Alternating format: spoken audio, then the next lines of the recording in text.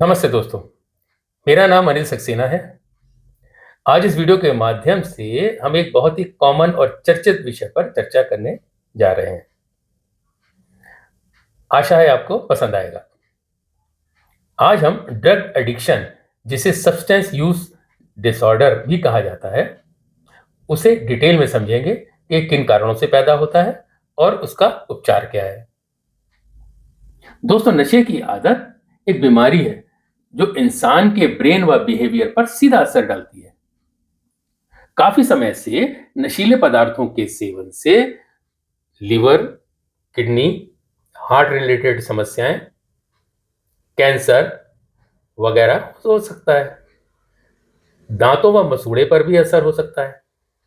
Depression व anxiety जैसी मानसिक बीमारियां भी पैदा हो सकती हैं। इसके लगातार सेवन से इंसान को हेल्थ के अलावा रिलेशनशिप प्रॉब्लम भी आ जाती हैं। परिवार के लोगों का सम्मान मिलना बंद हो जाता है। अतः ओवरऑल क्वालिटी ऑफ लाइफ पर इसका डायरेक्ट असर पड़ता है। इससे आप अंदाजा लगा सकते हैं कि नशीले पदार्थों का सेवन कितना हानिकारक और खतरनाक होता है। अब जानते हैं कि नशीले पदार्थों के सेवन से शरीर की बायोलॉजी पर क्या असर पड़ता है। नशीली चीजों की लत एक जटिल स्थिति है जिसमें कई बायोलॉजिकल सिस्टम्स का समावेश होता है। इसे आसान भाषा में समझते हैं। हमारे ब्रेन में वैसे तो करीब 100 हार्मोन्स प्रोड्यूस होते हैं, मगर डोपामिन हार्मोन एक शॉर्ट टर्म प्लेजर हार्मोन होता है जो ब्रेन में नेचुरली प्रोड्यूस होता है। मगर जब कुछ कारणों से उसका ब्रेन में प्रोडक्शन कम हो जाता है, जिसका जिक्र हम आगे वीडियो में करेंगे, तब हमारा ब्रेन उसे कहीं बाहर से लेना चाहता है। हमारा मन कहता है कि डोपामिन कहीं बाहर से लो, क्योंकि उसे तो फुल क्वांटिटी चाहिए, उसे तो प्लेजर चाहिए। ब्रेन में डोपामिन कम होने के कई कारण होते हैं, जैसे कि एज, बढ़ती एज में नेचुरली डिक्लाइन होना शुरू हो जाता है। लगातार स्ट्रेस और टेंशन में रहने से भी उसका प्रोडक्शन गिरने लगता है। Lack of exercise another reason है। डिप्रेशन और एंजाइटी में भी डोपामिन का प्रोडक्शन कम होने लगता है ब्रेन में। देन मोटापा भी एक कारण है। पार्किंसन डिसीज जो है वो भी कम डोपामिन के कारण ही पैदा होती है। और लगातार नशीले पदार्थों के सेवन से भी ब्रेन की जो नेचुरल डोपामिन पैदा करने की क्षमता होती है वो घट जाती है। तो डोपामिन एक प्लेजर हार्मोन है और वो कॉफी से लेकर अफीम तक तेजी से बढ़ता है कुछ पलों के लिए। कॉफी पिएंगे तो भी आपको एकदम प्लेजर लगेगा, क्योंकि एकदम तुरंत आपका ब्रेन डोपामिन निकालेगा। और अफीम या कोई भी नशीले पदार्थ लेंगे तो भी कुछ पलों के लिए वो आपको किक जिसे कहते हैं वो देगा, क्योंकि वो आपके ब्रेन से डोपामिन रिलीज हो रहा है। इसको हम एडिक्शन हार्मोन भी कहते हैं, क्योंकि ये एडिक्शन पैदा करता है। कुछ लोगों में वीडियो गेम की लत होती है, मोबाइल हैंडसेट देखने की लत होती है, सोशल मीडिया पे वो पोस्ट डालते हैं और उसमें लाइक व व्यूज की लत होती है। ये सभी इसी के कारण है कि लैक ऑफ डोपामिन है ब्रेन में, और इन एक्टिविटीज से वो प्लेजर गेन करते हैं और ब्रेन में डोपामिन जब रिलीज होता है शॉर्ट टर्म के लिए, तो अब सवाल उठता है कि इस नशे को रोकने के लिए हम क्या करें।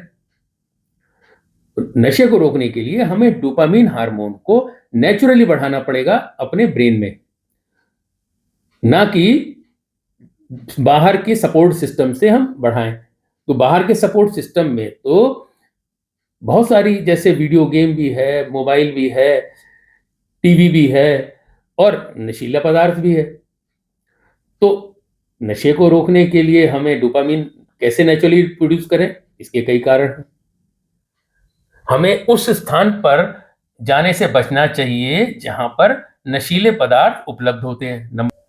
देन उन लोगों का साथ रखें जो इनका सेवन नहीं करते, यह हुआ नंबर 2। देन नंबर 3 है मेडिटेशन सीखें और रेगुलरली करें।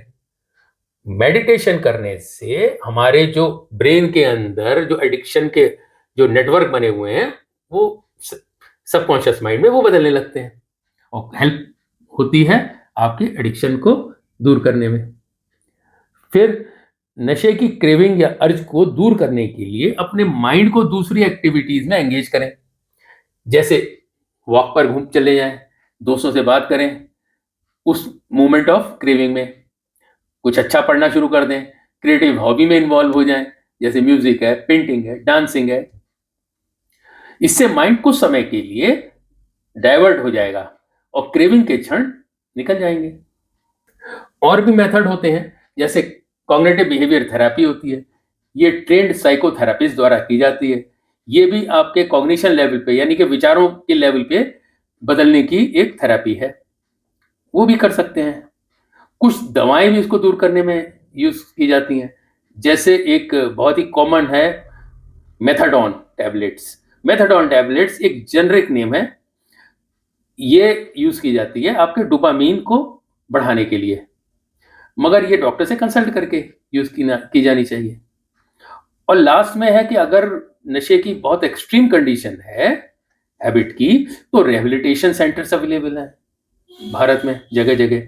तो उसको रिहैबिलिटेशन प्रोग्राम में जाकर, जो भी उनका ड्यूरेशन होता है 15 दिन, महीने भर का, 2 महीने का, वहां जाकर अपनी नशे की आदत से छुटकारा पा सकते हैं। आशा है जानकारी आपको पसंद आई होगी। Thank you very much for watching my video. Bye.